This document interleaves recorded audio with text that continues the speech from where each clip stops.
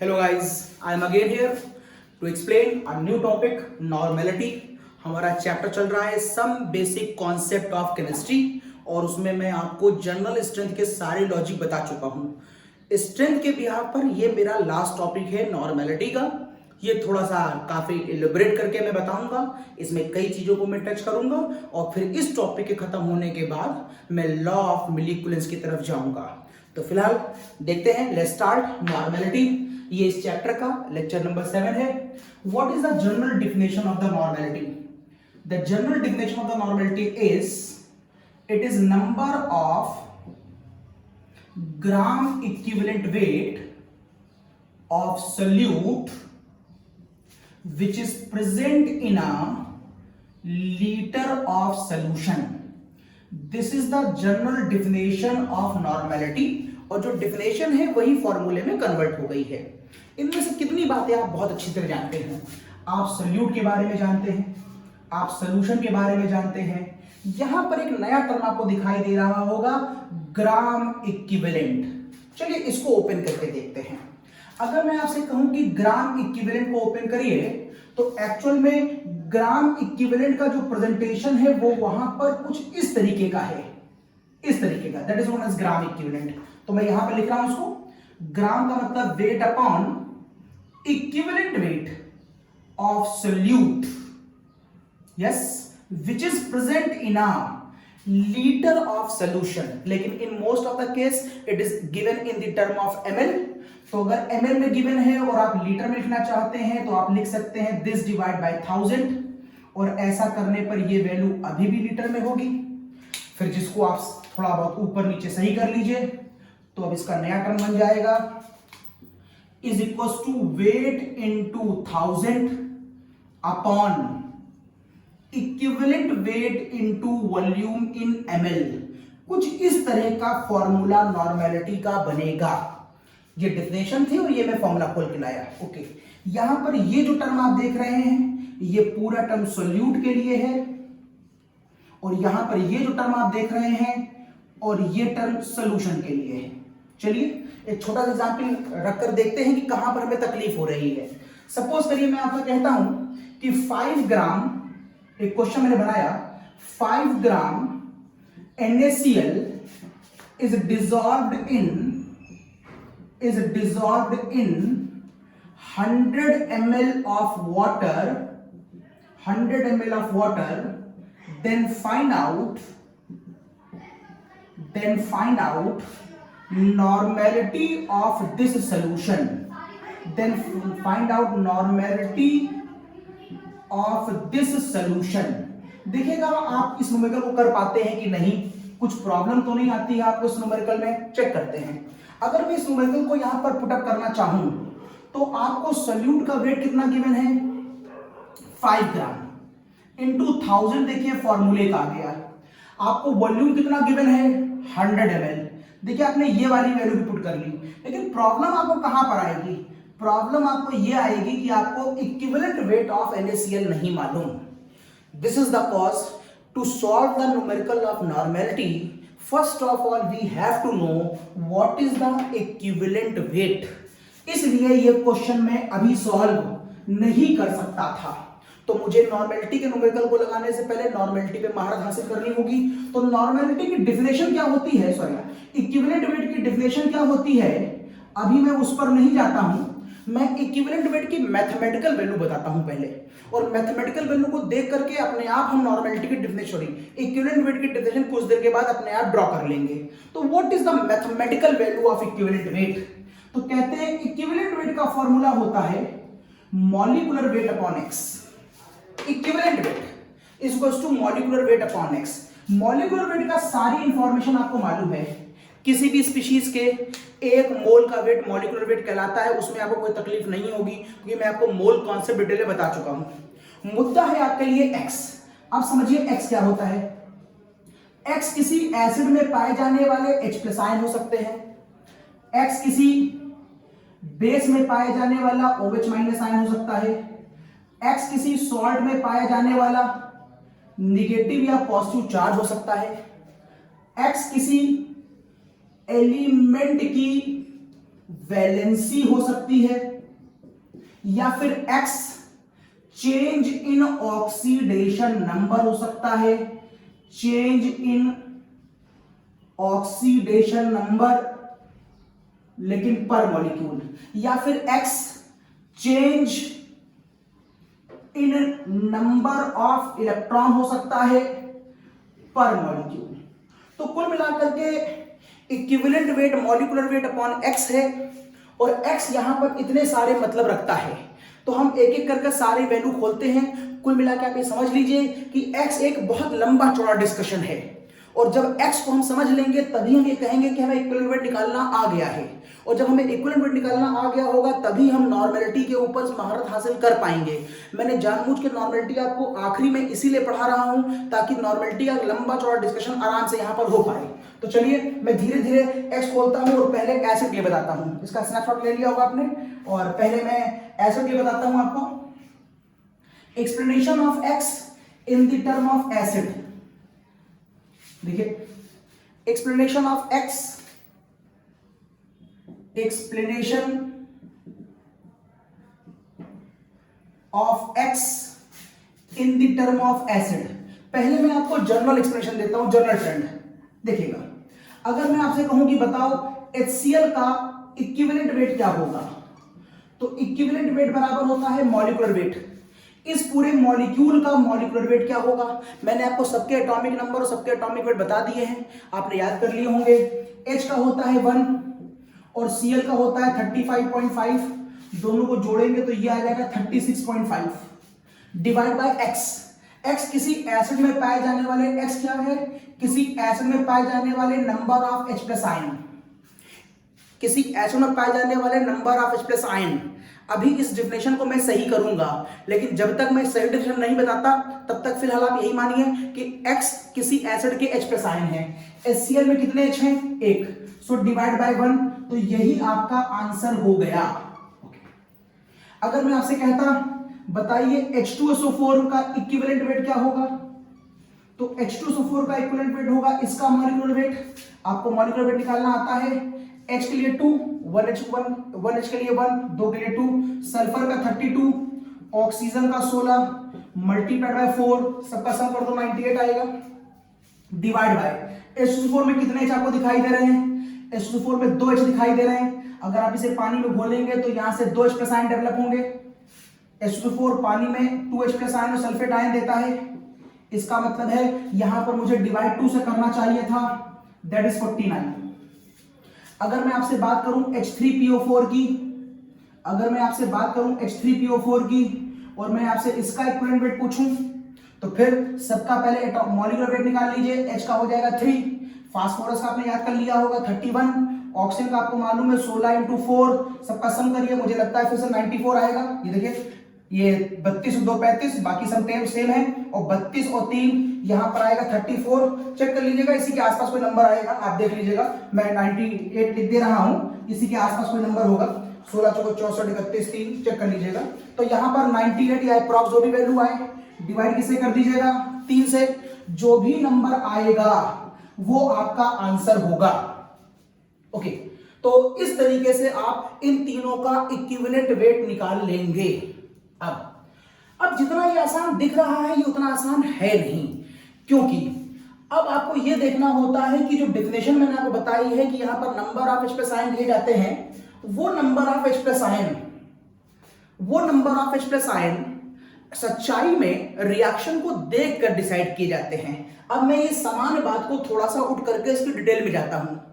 आप ये जो लॉजिक में बता रहा था ये केवल तब तक लगाएंगे जब तक आपसे ये कहा जाए कि एसिड केवल पानी में डिसॉल्व हो रहा है। जरा मैं इसका सम कर दूं, मुझे आपको बता दूं 98 यहां पर आ रहा था, तो आपने कहा था 16 × 4 64 आएगा, यहां से ये 32 आया होगा, ये किसका था, सल्फर का, और ये 2, तो यहां पर तो श्योर 98 ही आ रहा था। यहां देख लें, यहां पर ऑक्सीजन 16 × 64 बिल्कुल ठीक था, फास्फोरस 31 और 3, तो यहां पर 16 × 64 31 और 3, तो 4 3 7 और 1 8 और 6 3 9, 98 बिल्कुल ठीक है, सही आ रहा था। ओके, तो इस तरीके से मैंने कहा कि आप इस लॉजिक को केवल तब तक लगाएंगे जब तक आपसे वो ये कहे कि मैंने जो एसिड दिया है वो पानी में डिसॉल्व किया है। अगर ये वाला एसिड पानी में डिसॉल्व किया गया है, ये वाला एसिड भी पानी में डिसॉल्व किया गया है, ये वाला एसिड भी पानी में डिसॉल्व किया गया है, तब तो आप इस लॉजिक को लगाएंगे कि जितने H हैं उतने से डिवाइड कर दीजिए।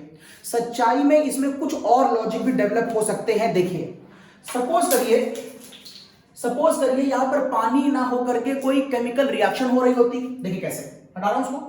अगर मैं आपसे कहता बताइए what is the equivalent weight of HCl in the following reaction, what is the equivalent weight of HCl in the following reaction. जब ये रिएक्शन कर रहा है NaOH से, तो आप कहेंगे रिएक्शन होगी तो क्या बनेगा, NaCl और वाटर, एसिड बेस मिलकर सॉल्ट एंड वाटर। उस समय बताओ इसका इक्विवेलेंट वेट क्या होगा, इसका मॉलिक्यूलर वेट 36.5 अपॉन, इसके पास एक H प्लस आयन था और ड्यूरिंग द प्रोसेस Cl से वो चला गया। देखिए यहां पर H नहीं है, सो डिवाइड बाय 1। तो what is this, it is number of replaceable, it is number of replaceable H plus ion during the reaction, it is number of replaceable H plus ion during the reaction। मतलब सच्चाई में किसी भी acid के हमें उन H plus आयनों को देखना होता है जो किसी एसिड में वहां पर रिएक्ट हो रहे हों। जैसे कि यहां पर एक H plus आयन था और वो रिएक्ट भी हो रहा था, तो आपने कह दिया डिवाइड बाय 1। जरा एक केस और देखिए, अगर मैं H2SO4 की रिएक्शन NaOH से कराऊं, जहां पर मैंने इसका एक मॉलिक्यूल इसका एक मॉलिक्यूल लिया, तो बोलो क्या बनेगा। आप कहेंगे एसिड बेस मिलकर सॉल्ट एंड वाटर बनाएगा। ये देखिए इसके पास कितने H+ आयन शुरू में थे, 2, लेकिन 2 में से कितने रिप्लेस हो गए, एक अभी भी इसके पास है, एक ही रिप्लेस हुआ। तो इस रिएक्शन में इस मॉलिक्यूल का इक्विवेलेंट वेट क्या आ जाएगा, इसका मॉलिक्यूलर वेट। अब की डिवाइड बाय 2 नहीं करेंगे आप, क्योंकि एक्चुअल में डिवाइड हम उस नंबर से करते हैं जितने नंबर H+ आयन के वहां रिप्लेस हुए हैं। अगर केमिकल रिएक्शन है तो आपको देखना पड़ेगा कितने रिप्लेस हुए हैं, और अगर वहां कोई केमिकल रिएक्शन नहीं है तो बाय डिफॉल्ट हम मान लेते हैं कि उसे पानी में घोला गया है, और जब उसे पानी में घोला होता है तो उसमें जितने भी H+ आयन होते हैं सभी को आयोनाइजेबल माना जाता है। इसका मतलब मॉलिक्यूलर वेट तो किसी भी स्पीशीज का कांस्टेंट होता है। मैं हर बार 98 रख रहा हूं, लेकिन इक्विवेलेंट वेट कांस्टेंट नहीं होता। ये डिपेंड करता है कि उस रिएक्शन में वर्किंग कैसे हो रही है। तो फिलहाल मैं यहां पर डिवाइड करूंगा 1 से, तो ये 98 ही आएगा H2SO4 का इक्विवेलेंट वेट। लेकिन सपोज करिए अगर मैं आपसे कहता कि H2SO4 की रिएक्शन 2 NaOH से हो रही है, तो आप कहते सर आंसर यहां पर आएगा Na2SO4 और 2 वाटर, एसिड बेस मिलकर सॉल्ट एंड वाटर। अब मैं आपसे पूछूं बताओ इस केस में इसका इक्विवेलेंट वेट क्या होगा, तो मॉलिक्यूलर वेट एक कांस्टेंट टर्म है, उसमें कोई चेंज नहीं आएगा। अब देखिए कितने H+ आयन इसके पास थे, 2, लेकिन वो दोनों के दोनों यहां रिप्लेस हो गए। दिस इज द कॉज, ये डिवाइड बाय 2 होगा और ये 49 आएगा। तो H2SO4 का इक्विवेलेंट वेट कभी 98 और कभी इक्विवेलेंट वेट 49, मतलब इक्विवेलेंट वेट क्वेश्चन के अकॉर्डिंग बदलेगा, जबकि H2SO4 का मॉलिक्यूलर वेट दोनों ही केसों में 98 है। तो मैं आपसे फिर एक बार बता रहा हूं, इक्विवेलेंट वेट एसिड के लिए डिवाइड बाय H+ आयन पे डिपेंड करता है, लेकिन वहां पर H+ ion number of H+ ion किसी एसिड में प्रेजेंट है उससे डिवाइड नहीं करते। इस बात पे गौर करते हैं कि वहां पर कितने H+ आयन उस रिएक्शन में पार्टिसिपेट कर रहे हैं। अगर रिएक्शन हो रही है तो आप H+ आयन को काउंट करेंगे कितने रिएक्शन में पार्टिसिपेट कर रहे हैं, लाइक दिस। और अगर रिएक्शन नहीं हो रही है, मैं इसे रख कर रहा हूं ऊपर वाले को, लेकिन सपोज करिए वहां कोई केमिकल रिएक्शन नहीं हो रही है और आपसे खाली ऐसे कह दिया जाए कि बताओ मुझे H2SO4 का इक्विवेलेंट वेट क्या होगा, तो आप अपने मन से मान लेंगे कि H2SO4 किस में डिसॉल्व है, वाटर में डिसॉल्व है, और उस केस में आप इसको डिवाइड करेंगे उस नंबर से जितने उसके अंदर मैक्सिमम पॉसिबल H+ आयन हैं, और मैक्सिमम पॉसिबल H+ आयन यहां पर 2 हैं। तो बहुत बात को अच्छी तरह समझ जाइए, बिल्कुल कंफ्यूजन मत करिएगा। इक्विवेलेंट वेट बराबर क्या होता है, एसिड में molecular weight upon H+ ion होता है। कौन सा H+ आयन होता है, किसी रिएक्शन के दौरान रिप्लेसेबल H+ आयन होता है। अगर रिएक्शन हो रही है तो अगर यहाँ रिएक्शन हो रही है तो एक रिप्लेस हुआ, यहाँ रिएक्शन हो रही है तो दो रिप्लेस हुए, इसलिए मैंने यहाँ पर 1 से और यहाँ पर 2 से डिवाइड किया। लेकिन जब रिएक्शन नहीं हो रही होती है तो H2O की पानी में कोई केमिकल रिएक्शन नहीं होती, इसे डिसोल्यूशन कहते हैं। शक्कर को पानी में डालेंगे तो कोई केमिकल रिएक्शन नहीं होती। केमिकल रिएक्शन का मतलब है कुछ नया बन जाए। अब शक्कर को पानी में डालने पर कुछ नया तो बन नहीं जाएगा, वैसे ही H2O को पानी में डालना कोई केमिकल रिएक्शन नहीं होती। अगर ऐसा केस है तो वहां पर जितने भी मैक्सिमम रिप्लेसेबल H+ संभव होते हैं उससे डिवाइड करते हैं। एक आध केस और लेते हैं, इसको देख लीजिए आप, इसका स्क्रीनशॉट ले लीजिए, डालो उसको। एक आध केस और लेते हैं। अगर मैं आपसे एसिड के नाम पर H3PO4 देता, ये देखिए, explanation of H3PO4 in the term of equivalent wait. अब आप बोलेंगे मुझे मालूम है इक्विवेलेंट वेट बराबर मॉलिक्यूलर वेट अपॉन x, और यहां पर x का मतलब होता है H+ आयन। कौन से H+ ion? Replaceable H+ ion. ये देखिए, तो फर्स्ट ऑफ ऑल मैं मान लेता हूं H3PO4 को सिंपल पानी में घोल दिया गया है। अगर आप सिंपल पानी में घोलेंगे तो ये कोई केमिकल रिएक्शन नहीं होगी। उस केस में आपको जितने भी H+ आयन यहां दिखाई दे रहे हों सारे के सारे आप रिप्लेसेबल मान लेंगे, बाय डिफॉल्ट मान लेंगे। तो ये हो जाएगा इसका मॉलिक्यूलर वेट अपॉन 3। लेकिन अगर H3PO4 किसी रिएक्शन में पार्टिसिपेट कर रहा है लाइक NaOH, अब ये देखिए, अब यहां पर एसिडिक H 3 है जबकि OH यहां पर एक बार है, तो रिएक्शन करा लीजिए। क्या बचेगा यहां पर? NaH2PO4 और वाटर बनेगा। सोच लीजिएगा, एक OH एक H से मिलेगा, सॉल्ट एंड वाटर बनाएगा। तो बताइए इस केस में इस कंपाउंड का इक्विवेलेंट वेट क्या हो जाएगा? आप कहेंगे molecular weight divide by replaceable. How many H+ ion present previously in the previous condition? 3। And how many H replace during the process? 2 H तो अभी भी इसके पास हैं, तो रिप्लेस कितना हुआ है? 1। तो डिवाइड बाय 1 करोगे तो 98 आएगा। लेकिन अगर मैं आपसे कहता इस कंपाउंड की रिएक्शन 2NaO से करा दो, अब बोलो क्या होगा? पहले कराओ रिएक्शन, 2 OH 2 H रिप्लेस कर देंगे तो बोलो क्या बनेगा? Na2HPO4 बनेगा और 2 पानी निकल जाएगा। तो बताओ अब इसका इक्विवेलेंट वेट क्या हो जाएगा? अब इसका इक्विवेलेंट वेट हो जाएगा 98 अपॉन 3 थे लेकिन एक H बचा है, तो रिप्लेस कितने हो गए? 2। सो डिवाइड बाय 2 करोगे तो 49 आएगा। लेकिन अगर मैं आपसे कहता कि यही वाला H3PO4 3NaO से कंबाइन कर रहा है, तो रिएक्शन देखो, 3 OH को रिप्लेस कर देगा, तो बोलो क्या बचेगा? Na3PO4 और 3 बार वाटर। तो अब इसका इक्विवेलेंट वेट क्या हो जाएगा? 98 अपॉन 3। ये देखिए हर केस में अलग अलग आंसर आएगा, मतलब सभी केसों में एक बात फिक्स है खाली। बोलो क्या? H3PO4 का मॉलिक्यूलर वेट 98 है, मॉलिक्यूलर वेट 98 है, मॉलिक्यूलर वेट 98 है, but according to condition replace होने वाले H+ आयन अलग अलग हैं, इसलिए अलग अलग कंडीशनों में किसी भी कंपाउंड का इक्विवेलेंट वेट अलग अलग होता है। ओके, एग्जाम्पल और देखते हैं, ये डाला हूं, एग्जाम्पल और देखते हैं। अगर मैं आपको H3PO4 की बजाय ये क्वेश्चन देता, मैं कहता कि मुझे इस कंपाउंड का इक्विवेलेंट वेट बताओ H3PO3 का, या मैं आपसे कहता मुझे इसका इक्विवेलेंट वेट बताओ H3PO2 का, अब आप सोचिए आप क्या आंसर देते? क्या आप ये कहते कि अगर मैं पानी में भी घोल रहा हूं, दोनों को पानी में ही घोल रहा हूं, तो आप कहेंगे कि इक्विवेलेंट वेट बराबर जो भी इनका मॉलिक्यूलर वेट होगा वो डिवाइड बाय, इसमें कितने H दिख रहे हैं? 3। मैंने कहा था पानी में अगर आप डिसॉल्व करेंगे तो जितने भी दिख रहे होते हैं बाय डिफॉल्ट आप उन तीनों को आप डिवाइड कर देते हैं जो भी वहां अवेलेबल हैं। तो 3 है तो डिवाइड बाय 3, और यहां भी 3 है तो डिवाइड बाय 3। ये देखिए, क्या ठीक लग रहा है आपको? क्या ठीक लग रहा है? हो सकता है आपको पहली नजर में ठीक लग रहा हो, लेकिन सच ये है कि ये दोनों आंसर गलत हैं।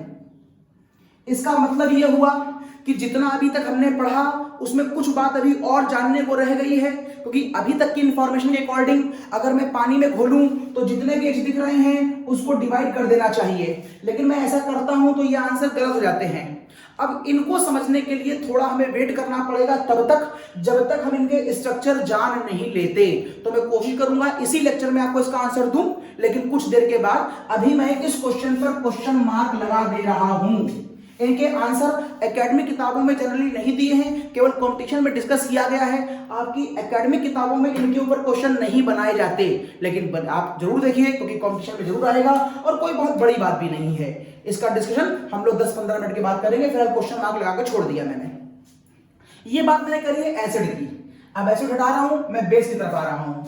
अगर मैं आपसे कहूं कि किसी बेस का इक्विवेलेंट वेट निकाल के दिखाओ, चलिए कुछ एग्जाम्पल मैं ले लेता हूं बेस के। That is explanation of base. मान लो मैं ले लेता हूं NaOH, या मैं ले लेता हूं बेरियम हाइड्रोक्साइड, या मैं ले लेता हूं एल्युमिनियम हाइड्रोक्साइड। मुझे इनके इक्विवेलेंट वेट निकाल के दिखाओ। तो अगर मैं फर्स्ट केस मान लूं कि सभी को पानी में डिसॉल्व किया गया है, मैं मान लेता हूं सभी को पानी में डिसॉल्व किया गया है, तो उस समय उसमें जितने भी OH दिखाई दे रहे हों सब बाय डिफॉल्ट रिप्लेसेबल मान लिए जाते हैं। तो यहां पर हो जाएगा equivalent weight is equal to molecular weight upon X, और यहां पर X का मतलब होगा OH माइनस आयन, बेस में OH। कौन सी OH? Replaceable OH। जब रिएक्शन या क्वेश्चन पानी में होगा तो बाय डिफॉल्ट जितने भी होंगे हम सबको बाय डिफॉल्ट रिप्लेसेबल मान लेंगे। तो मान लो पहले वाले केस का मॉलिक्यूलर वेट आपको मालूम है 40 डिवाइड बाय 1, क्योंकि वहां पर केवल एक OH है। दूसरे वाले का बेरियम हाइड्रोक्साइड आपको सबके मॉलिक्यूलर वेट बताए हैं मैंने। बेरियम का कितना होता है 137, OH का 16 गुना, ये हो जाएगा 32, H का 1 होता है 2 से मल्टीप्लाई, 7 2 9 और 11 का एक हासिल लगा है, ये वैल्यू आएगी 171। तो यहां पर आ जाएगा 171 इसका मॉलिक्यूलर वेट, और कितने OH हैं 2, तो डिवाइड बाय 2। अगर एल्युमिनियम हाइड्रोक्साइड निकालना हो तो आपको एल्युमिनियम का एटॉमिक वेट बताया है मैंने 27, ओ 16 16 16 को 3 से 16 16 32 48, और 3 H हैं तो 3 यहां पर, दैट इज 8 1 6 7 दैट इज 78। तो यहां पर होगा 78। कितने OH आपको दिख रहे हैं इस बार 3, तो आप डिवाइड किससे कर देंगे 3 से। ये देखिए इन तीनों के इक्विवेलेंट वेट आए उस समय जब इन तीनों को पानी में घोला गया है, और पानी में डिसॉल्व करते समय बाय डिफॉल्ट ये मान लिया जाता है कि वहां जितने भी OH हैं सब रिप्लेस हो रहे होंगे। हटा रहा हूं, अब इन्हीं को मैं रिएक्शन में लेता हूं। अगर वहां कोई केमिकल, हटा रहा हूं, अब कोई केमिकल रिएक्शन अगर वहां पर दी गई है तो आप केमिकल रिएक्शन देख लीजिए। सपोज करिए मैं इसकी बात करता हूं, अगर यहां पर एक केमिकल रिएक्शन दे दी जाए, barium hydroxide is look like this, और इसकी रिएक्शन करा दी जाए एक HCl से, बोलिए क्या बनेगा। अब इसका एक H इसके एक OH को रिप्लेस करेगा, तो आंसर क्या आएगा, Ba के साथ एक OH बच जाएगा, H हट गया तो यहां पर एक Cl आ जाएगा, और ये देखिए यहां से वाटर निकल जाएगा। अगर मैं इस क्वेश्चन में इस कंपाउंड का आपसे इक्विवेलेंट वेट पूछूं तो आप कहेंगे मॉलिक्यूलर वेट तो फिक्स आएगा इसका, जो भी मैंने निकाल के दिखाया था, लेकिन आपकी डिवाइड बाय 2 नहीं होगा। यहां पर डिवाइड बाय में आएगा रिप्लेसेबल OH माइनस आयन। तो इस रिएक्शन में आपके पास 2 OH थे, एक अभी भी बचा है, एक ही तो रिप्लेस हुआ है, सो डिवाइड बाय 1 करके ये इसका आंसर लाएंगे। लेकिन अगर मैं इसी क्वेश्चन में आपसे कहता कि बेरियम हाइड्रोक्साइड की रिएक्शन 2HCl से करा दो, तो ये वाला H बारी बारी दोनों OH को रिप्लेस कर देगा, और आंसर कुछ इस तरीके से आएगा, और ये देखिए बन गया वाटर। अगर मैं इस क्वेश्चन में इसका इक्विवेलेंट वेट पूछूं तो आंसर हो जाएगा molecular weight divide by how many H plus ion replaceable, कितने OH हैं यहां पर 2। अगर यहां 2 OH हैं, अगर यहां 2 OH हैं और दोनों के दोनों मैंने रिप्लेस कर दिए हैं, तो डिवाइड बाय आपको 2 करना पड़ेगा, क्योंकि इस बार दोनों के दोनों रिप्लेस हो चुके हैं। तो ये मेरे ख्याल से कोई बहुत टफ नहीं है। एक बार आप ध्यान दीजिए, एसिड में H देखते हैं और बेस में OH देखते हैं, थोड़ा सही करिए। हम एसिड में वो H देखते हैं जो रिप्लेस हुए हैं, और बेस में भी हम वो OH देखते हैं जो रिप्लेस हुए हैं। आगे आने वाली केमिस्ट्री इक्विवेलेंट वेट के सराउंडिंग में चलेगी, इसलिए इक्विवेलेंट वेट पे आपकी महारत होनी चाहिए। एक एग्जांपल एल्युमिनियम हाइड्रोक्साइड का दिखाता हूं, हटा रहा हूं उसको। अगर आप एल्युमिनियम हाइड्रोक्साइड की बात करें और मैं आपसे कहूं कि अगर एल्युमिनियम हाइड्रोक्साइड ने इस रिएक्शन को फॉलो किया है, देखिए aluminium hydroxide when react with H2SO4 then at last it will form Al2SO4 का whole thrice. If suppose this reaction is here, then how many aluminum is required for the balancing? 2. So you should add 2 here. How many sulfate you want to balance here? Because of 3 sulfate on the right hand side, so 3 H2O4 should be here. And this 3 OH and 2 से multiply, that is 6 OH and 6 H. It means 6 water will form as a product. अगर मैं आपसे इस balance equation में पूछूं कि बताओ aluminium hydroxide का इक्विवेलेंट वेट क्या होगा, तो इसका मॉलिक्यूलर वेट बताइए डिवाइड बाय, कहीं 6 तो नहीं सोच रहे हैं आप, क्योंकि देखिए इस रिएक्शन में 3 दूनी 6 OH रिप्लेस हुए हैं, तो बताइए डिवाइड बाय 6 करना चाहिए या डिवाइड बाय 3 करना चाहिए, क्योंकि एल्युमिनियम हाइड्रोक्साइड में रियल में 3 OH होते हैं। तो कैसे जस्टिफाई करेंगे आप अपने आप को, तो मैं जस्टिफाई कराता हूं। पहली बात तो 6 रॉन्ग है, मैं पहले बता दे रहा हूं, सही तो यही वाला है, लेकिन आप जस्टिफाई कैसे होंगे, क्योंकि आपको लग रहा होगा कि इस रिएक्शन में तो 6 निकल गए हैं, तो समझिएगा मेरी बात। अब आप बताइए ऊपर जो मॉलिक्यूलर वेट रखते हैं आप, वो यहां पर आप 1 मॉलिक्यूल का रखते हैं कि 2 मॉलिक्यूल का रखते हैं? आप यहां पर जो मॉलिक्यूलर वेट रखते हैं वो एल्युमिनियम हाइड्रोक्साइड का रखते हैं मॉलिक्यूलर वेट। जब आप ऊपर की वैल्यू 1 मॉलिक्यूल की रखते हैं तो नीचे तो भी रेफरेंस 1 का ही आना चाहिए। इवन तो आपको यहां पर रेफरेंस 2 मॉलिक्यूल का दिख रहा है, तो आपको कहना चाहिए क्योंकि ऊपर इंफॉर्मेशन 1 मॉलिक्यूल की है तो नीचे इंफॉर्मेशन भी पर मॉलिक्यूल की होनी चाहिए।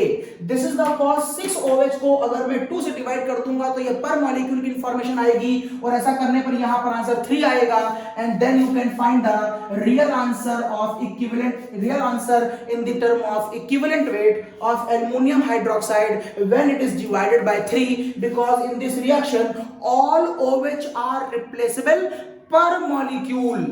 यहां पर गड़बड़ होता है, ध्यान रखिएगा। ऐसे क्वेश्चन एक कंपटीशन में खूब पूछते हैं और बच्चा जल्दबाजी में 6 से डिवाइड करके आता है। आप ध्यान रखिएगा, जब आपने ऊपर 1 मॉलिक्यूल की बात करी है तो नीचे तो भी 1 मॉलिक्यूल की बात होनी चाहिए। इस लॉजिक से आप ये काम कर लेंगे। तो मैंने एसिड की बात कर ली, बेस की बात कर ली, मैं बढ़ता हूं सॉल्ट की तरफ। ये बता रहा हूं एक्सप्लेनेशन ऑफ सॉल्ट। अगर मैं सॉल्ट की बात करूं तो equivalent weight of salt, equivalent weight of salt बराबर हो जाएगा मॉलिक्यूलर वेट अपॉन x, जहां पर x होगा number of number of positive charge या number of negative charge of the salt. आप उस सॉल्ट का या तो पॉजिटिव ले लें या नेगेटिव ले लें, और आपको एक बात याद रखनी चाहिए, it should be keep in mind, number of positive हमेशा नंबर ऑफ नेगेटिव के होगा। इसे कहते हैं law of conservation of charge, इसे कहते हैं law of conservation of charge. हमेशा एक मॉलिक्यूल में पाए जाने वाले चार्जेस की वैल्यू हमेशा एक दूसरे के बराबर होती है। मींस किसी क्वेश्चन को करते समय यदि आपको ये लगे कि इस क्वेश्चन का पॉजिटिव और नेगेटिव अलग अलग आ रहा है तो समझ जाइएगा कि आप देखने में कुछ गड़बड़ कर रहे हैं। ऐसा होगा नहीं, हमेशा पॉजिटिव नेगेटिव की वैल्यू बराबर आती है। चलिए इन लॉजिकों को जानने के बाद कुछ क्वेश्चन लगा लेते हैं। बताएं मुझको NaCl का इक्विवेलेंट वेट क्या होगा, बताएं मुझको बेरियम क्लोराइड का इक्विवेलेंट वेट क्या होगा, बताएं मुझको एल्युमिनियम सल्फेट का इक्विवेलेंट वेट क्या होगा, बताएं मुझको K2SO4 डॉट Al2SO4 का होल थ्राइस डॉट 24H2O का इक्विवेलेंट वेट क्या होगा। मैंने कुछ क्वेश्चन ले लिए हैं, देखते हैं। अगर इन सबको वाटर में डिसॉल्व कर दिया जाए तो क्या होगा।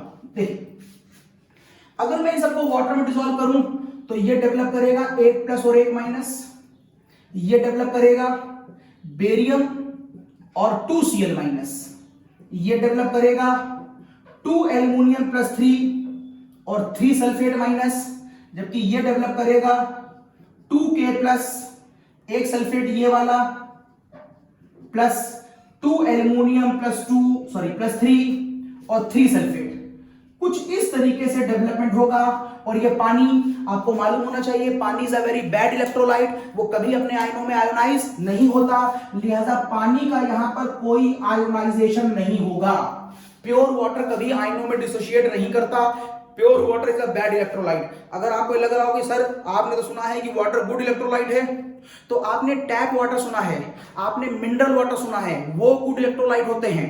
अगर एसी से निकलने वाले पानी में करंट का तार डालिए और पानी छूइए तो करंट नहीं मारेगा, क्योंकि वहां पर आयंस नहीं है। अगर आसमान से गिरने वाले बारिश के पानी को किसी बाल्टी में इकट्ठा कर लीजिए और उसमें करंट का तार डालिए, तो आप पाएंगे कि वहां पर करंट नहीं पास होती है, क्योंकि उनमें आयंस नहीं होते।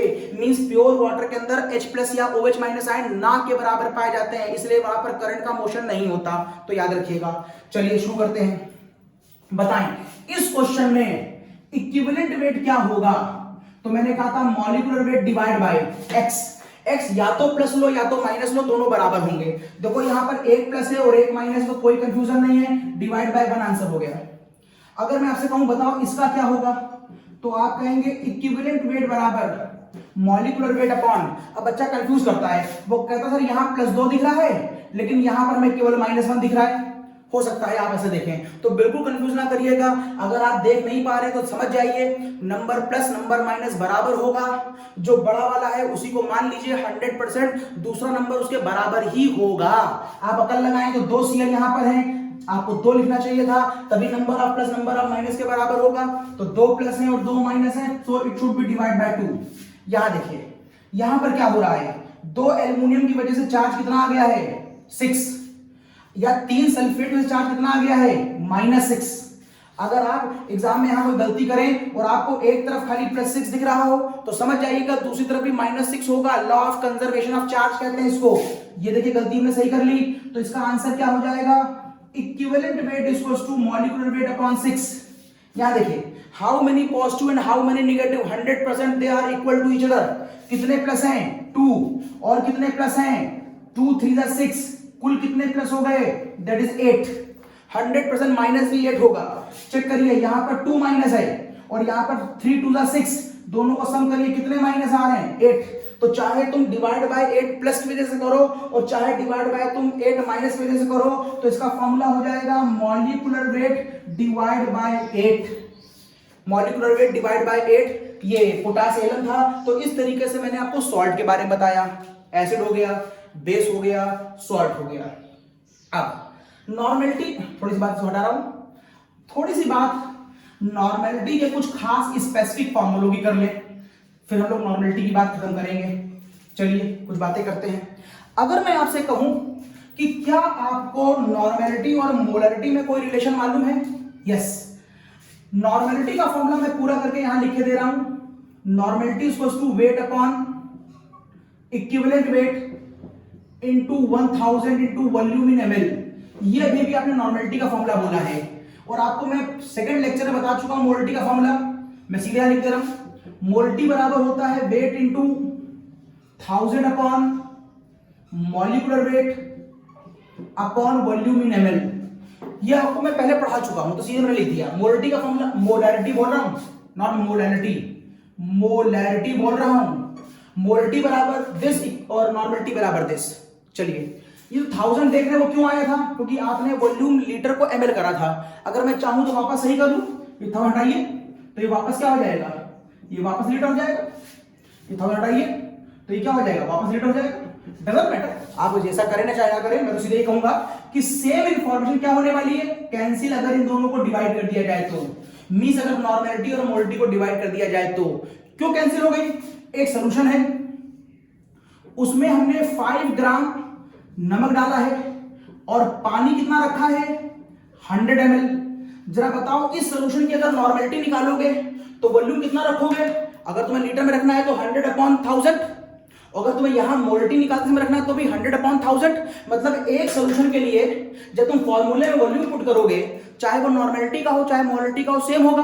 ओके आगे देखो, तुमने सोल्यूट कितना लिया है 5 ग्राम। जब तुम नॉर्मेलिटी निकालोगे तो भी यहां 5 ग्राम रखोगे और जब तुम मोलरिटी निकालोगे तो तुम यहां भी 5 ग्राम रखोगे।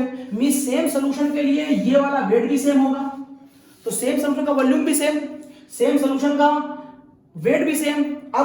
अब ये नीचे वाली वैल्यू तुम सॉल्व करके ऊपर ले जाओ, क्योंकि मॉलिक्यूलर वेट और इक्विवेलेंट वेट सेम हो भी सकता है और नहीं भी, इसलिए हम इसको अभी फिलहाल कैंसिल नहीं करेंगे। तो यहां से क्या बचा, normality upon molarity, normality upon molarity is equals to, जब ये ऊपर गया तो यहां पर क्या आ गया molecular weight upon equivalent wait. ये देखिए एक रिलेशन नॉर्मेलिटी और मोलिटी के बीच में ये बन सकती है। इसी थोड़ा सा बढ़ाता हूं आपको, अभी मैंने थोड़ी पहले बताया है इक्विवेलेंट वेट का formula molecular weight upon x, तो यहीं पर आप मॉलिक्यूलर वेट तो ऐसे ही रहने दीजिए और इक्विवेलेंट वेट की जगह पे लिख दीजिए मॉलिक्यूलर वेट अपॉन एक्स। तो जो नीचे वाला एक्स है वो पलट कर ऊपर चला जाएगा, ये और ये कैंसिल हो जाएगा, तो फाइनल फॉर्मूला क्या बचेगा, नॉर्मेलिटी अपॉन मोलिटी बराबर molecular weight upon equivalent weight is equal to X. तो ये दोनों टर्म इसके बराबर भी हो सकते हैं और ये दोनों टर्म इसके बराबर भी हो सकते हैं और ये दोनों टर्म इसके बराबर भी हो सकते हैं। जैसी कंडीशन हो वैसे आप अपना न्यूमेरिकल लगा लीजिएगा। और यहाँ पर x क्या है आपको मालूम है, किसी एसिड का H प्लस आयन है, किसी बेस का OH माइनस आयन है, किसी सॉल्ट का निगेटिव और पॉजिटिव चार्ज है, या किसी एलिमेंट की वैलेंसी है, या किसी रिएक्शन में चेंज होने वाला ऑक्सीडेशन नंबर है, जो अभी मैं आपको बताऊंगा। तो एक रिलेशन हो गई नॉर्मेलिटी और मोलिटी की, ये भी आपको बहुत आवश्यक होगी, बहुत आगे जरूरत पड़ेगी न्यूमेरिकल लगाते समय। इसका स्क्रीनशॉट ले लिया होगा आपने, हटा रहा हूं इसको। एक बात और करता हूं मैं आपसे, अगर किसी क्वेश्चन में डेंसिटी दी गई हो इन द टर्म ऑफ नॉर्मेलिटी, अगर किसी नॉर्मेलिटी के क्वेश्चन में आपको डेंसिटी दी गई हो जिसकी डिटेल स्टडी में आपको पढ़ा चुका हूं, अगर आपको परसेंटेज वेट बाय वेट दिया गया हो सॉल्यूट का जिसकी भी मैं आपको डिटेल स्टडी पढ़ा चुका हूं, तो क्या इन तीनों को मिलाकर हम नॉर्मेलिटी का कोई फॉर्मूला बना सकते हैं? यस, बना सकते हैं। मैं सीधे फॉर्मूला लिख दे रहा हूं, उसके न्यूमेरिकल भी एकेडमिक और कॉम्पिटिशन में खूब पूछे गए हैं। इसका जो आंसर आएगा नॉर्मेलिटी का वो होगा x percentage by weight into D into 10 upon equivalent wait, ये फॉर्मूला आएगा। इसके भी कुछ न्यूमेरिकल हैं आपकी बुक में, एकेडमिक में और कॉम्पिटिशन में। आप चाहें तो सीधे से अप्लाई कर लीजिएगा। आपसे नॉर्मेलिटी पूछी गई होगी, x परसेंटेज बाई वेट दिया गया होगा, डेंसिटी दी गई होगी और इक्विवेलेंट वेट निकालना मैंने आपको बता ही दिया। यदि आप ज्ञानवश जानना चाहें कि फॉर्मूला कहां से आता है तो 2 मिनट आपके लेकर के मैं इसको आपको डेरिवेशन बता सकता हूं कि कैसे डराइव हुआ है। 2-3 स्टेप में ड्राइव हो गया, एक बार देख लो, आप इसे याद मत करिएगा डेरिवेशन, याद तो खाली फॉर्मूला ही करना है। तो नॉर्मेलिटी का बेसिक फॉर्मूला क्या है आपके पास, weight into 1000 upon equivalent weight upon volume in ml, ये आपके पास नॉर्मेलिटी का बेसिक फॉर्मूला है। चलिए सही करते हैं। पहली बात तो मुझे यहां पर डेंसिटी चाहिए। अच्छा एक बात ध्यान रखिएगा, ये किसके लिए है, ये सॉल्यूट के लिए है, और ये किसके लिए है, ये सॉल्यूशन के लिए है। तो चलिए, ये डेंसिटी किसकी दी है, ये डेंसिटी इस क्वेश्चन में सॉल्यूशन की दी होती है। ओके, तो आप एक काम करिए, सॉल्यूशन के वॉल्यूम को सॉल्यूशन की डेंसिटी में कन्वर्ट करने की कोशिश करिए। बोलिए कैसे करेंगे, डेंसिटी बराबर मास अपॉन वॉल्यूम लाना है, वॉल्यूम की जगह पे वैल्यू पुट करनी है, तो वॉल्यूम किसके बराबर हो जाएगा, मास अपॉन डेंसिटी। इस फॉर्मूले को उठाइए, डेंसिटी सॉल्यूशन की, मास सॉल्यूशन का, वॉल्यूम सॉल्यूशन का, मतलब वॉल्यूम और मास और डेंसिटी तीनों टर्म सॉल्यूशन के हैं और ये इंफॉर्मेशन की सॉल्यूशन की है, इसलिए इसको उठाओ और यहां पुट कर दो। तो बोलो अगला फॉर्मूला क्या बना, wait into 1000 upon equivalent wait को एज इट इज रहने दो और वॉल्यूम बराबर मास अपॉन डेंसिटी। ये देखिए मास आ गया और जो डेंसिटी है अपॉन में लिखने वाला था मैं, मास अपॉन डेंसिटी, अपॉन जो डेंसिटी में लिखने वाला उसे घुमाकर मैं ऊपर ले जा रहा हूं, इसलिए डेंसिटी यहां हटा दी और इस डेंसिटी को ऊपर ले जाकर लिख दिया। कैपिटल में लिखो या स्मॉल में लिखो कोई फर्क नहीं पड़ता, मैंने स्मॉल में लिख दिया क्योंकि आपकी बुक में स्मॉल में दिया गया है, मैंने लिख दिया। अब मेरे ख्याल से डेंसिटी दिखाई देने लगी है, इक्विवेलेंट वेट आपको दिखाई देने लगा है। अब आपको x परसेंटेज चाहिए। अब सुनिए, वेट और इस वाले मास को जरा देखो, ये क्या है, ये किसका मास है, सॉल्यूट का मास है, ये किसका मास है, सॉल्यूशन का मास है। अब जरा बताओ परसेंटेज वेट बाय वेट, अगर मैं तुमको डिफाइन करूं जो मैंने आपको लास्ट में बताया था परसेंटेज वेट बाय वेट, तो परसेंटेज आपके 5% मार्क्स आए। इसका मतलब क्या है, आपका टोटल पेपर कितने नंबर का होगा, 100 नंबर का होगा। मींस अगर मैं इस वाली इंफॉर्मेशन को 5% में दिखाना चाहूं कि ये वेट बाय वेट 5% है, तो उस समय टोटल पेपर कै नंबर का मानोगे, 100 नंबर का मानोगे। और यहां टोटल कौन होता है, सॉल्यूट नहीं, सॉल्वेंट नहीं, कौन होता है, सॉल्यूशन। इसका मतलब है आपको ये नंबर किसमें लिखना पड़ेगा, 100 ग्राम। जब आप ये 100 ग्राम लिखेंगे और ऊपर आप इसे 5 ग्राम लिखेंगे तो इस 5 ग्राम को मैं बोलूंगा 5%। तो 5% का मतलब होगा 5/100।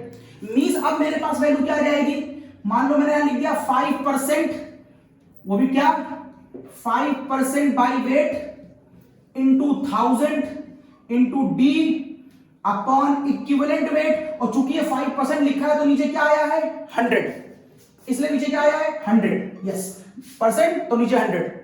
ये परसेंट यहां तभी वैलिड है जब नीचे 100 लिखा होगा। आपके 95% मार्क्स तभी आएंगे जब पेपर 100 नंबर का होगा। अब आप ये दो जीरो कैंसिल कर दीजिए, तो बोलिए क्या बचा आपके पास, अब आपके पास बचा है 5% by mass into D into 10 upon equivalent wait, यही तो फॉर्मूला बना। अब इसी 5% को एग्जाम में वो 2, 4, 6, 8, 9% कुछ भी देगा और मैंने उसको मान लिया है x%, यस। तो इस छोटे से प्रूफ से ये फॉर्मूला ड्राइव हो गया। इसका एक स्नैपशॉट लीजिए, मैं आगे बात करता हूं आपसे।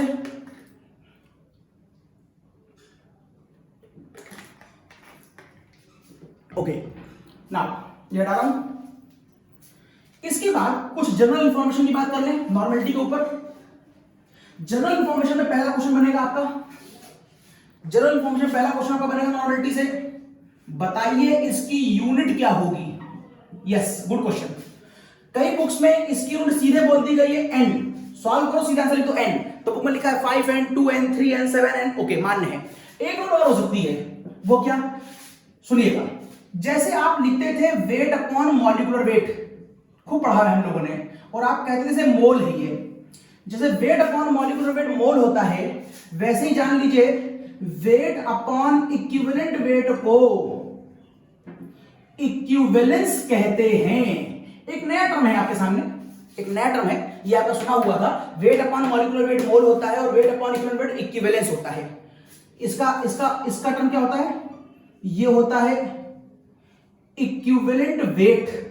तो जरा टर्म में कंफ्यूज मत होइएगा, ये दोनों सेम नहीं है। वेट अपॉन इक्विवेलेंट वेट बराबर इक्विवेलेंस, तो ये है वेट अपॉन इक्विवेलेंट वेट, तो ऊपर क्या आ जाएगा, तो ऊपर आ जाएगा इक्विवेलेंस, और नीचे क्या है वॉल्यूम इन लीटर।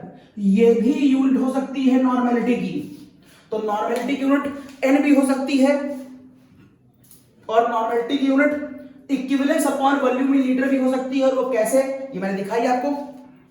अब क्वेश्चन नंबर 2 यूनिट हो गया। क्वेश्चन नंबर 2, अगर मैं आपको कुछ टास्क दे दूं, क्वेश्चन नंबर 2 टास्क, 1 नॉर्मल का सोल्यूशन बनाओ, 3 नॉर्मल का बनाओ, डेसी नॉर्मल का सॉल्यूशन बनाओ, सेंटी नॉर्मल का सॉल्यूशन बनाओ, या सेमी नॉर्मल का सॉल्यूशन बनाओ। तो बोलो 1 नॉर्मल का कैसे बनाओगे। मैं पहले बता चुका हूं, नीचे वाली वैल्यू चेंज नहीं होगी, जो भी लाना है वो ऊपर से लाना है।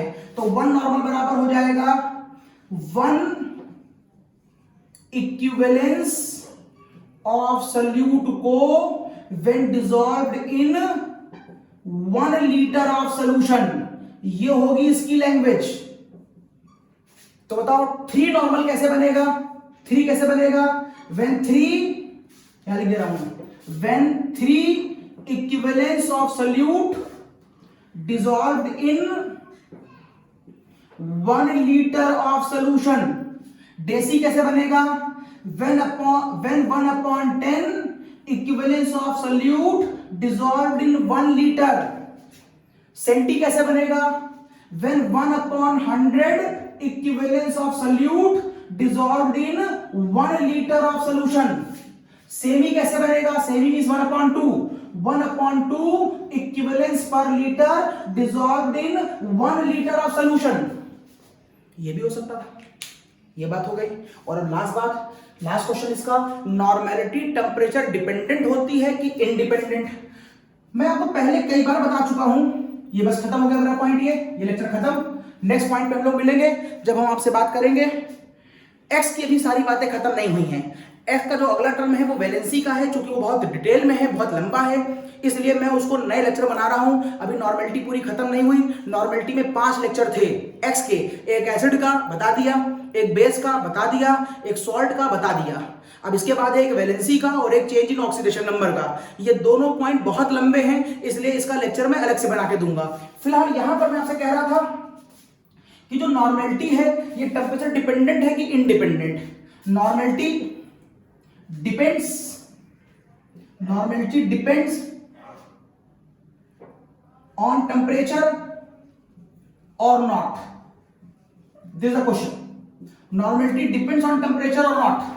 तो मैं आपको इसका एक्सपेरिमेंट पहले दे चुका हूं, मैंने मोलरिटी में बताया और मोलरिटी बताया है। अब शॉर्ट ट्रिक बता रहा हूं। अगर आपको किसी फॉर्मूले में वॉल्यूम टर्म दिखाई दे, वॉल्यूम टर्म दिखाई दे आइदर इन डिनोमिनेटर और न्यूमरेटर, या तो ऊपर दिखाई दे या नीचे दिखाई दे, तो गर्म करने पर उसका वॉल्यूम चेंज होता है। इवन दो बर्तन बंद है फिर भी पानी का वॉल्यूम चेंज होता है, और चूंकि पानी का वॉल्यूम चेंज होगा तो डिफरेंट डिफरेंट टेंपरेचरों पे उसके आंसर सेम आएंगे।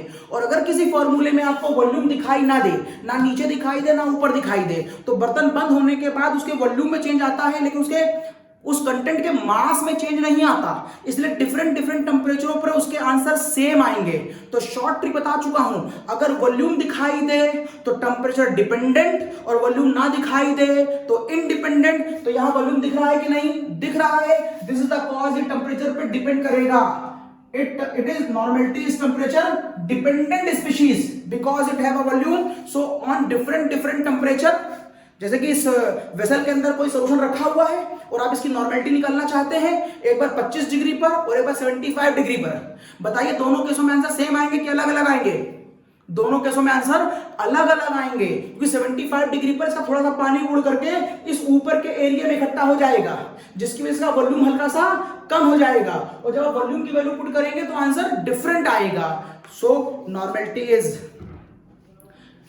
Is completed here. Next point में मैं फिर नॉर्मेलिटी पढ़ाने जा रहा हूं, जब मैं आपसे वैलेंसी की और चेंज इन ऑक्सीडेशन नंबर की बात करूंगा। अगला लेक्चर हमारा बहुत इंपॉर्टेंट होगा, क्योंकि वैलेंसी एक अपने में बहुत कॉम्प्लिकेटेड कंपाउंड है। सुनने बड़ा आसान लगता है, मैं आपको दिखाऊंगा कितना सारा कंटेंट है वैलेंसी के लिए और कितनी सारी बातें आपको जाननी चाहिए चेंज इन ऑक्सीडेशन नंबर के लिए। नेक्स्ट लेक्चर में मिलते हैं after a short commercial break.